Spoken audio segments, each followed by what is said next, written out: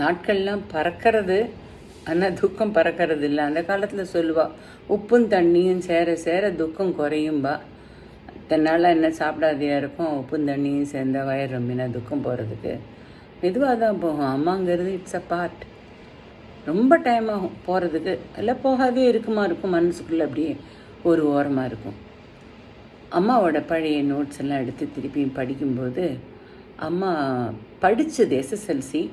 அந்த எஸ்எஸ்எல்சிக்கு முன்னாடி அம்மா இந்த ஸ்கூல்லாம் படித்தா, தாத்தாவோட சண்டை போட்டு வந்து எஸ்எஸ்எல்சி எக்ஸாம் எழுதினா.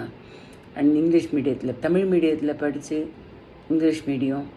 அண்ட் ஸ்கூலில் வந்து ஸ்போர்ட்ஸில் இருந்தது, மெடல் வாங்கினது எல்லாம். இது எங்கள்கிட்ட இதை கேட்டோமா இல்லையான்னு தெரியல. அம்மா அதை பற்றி சொன்னதில்லை.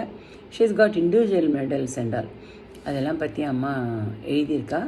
எஸ்எஸ்எல்சியோடு எல்லாம் முடிஞ்சு போச்சுன்னு அம்மா நினைக்கல. அம்மா லாஸ்ட் வரைக்கும் ஜூமில் கையில் ஐஃபோனை வச்சுட்டு, டேப்லெட்டை வச்சுட்டு, ஸ்போக்கன் சான்ஸ்கிரிட், பகவத்கீதை ஃபுல்லாக சாண்டிங்.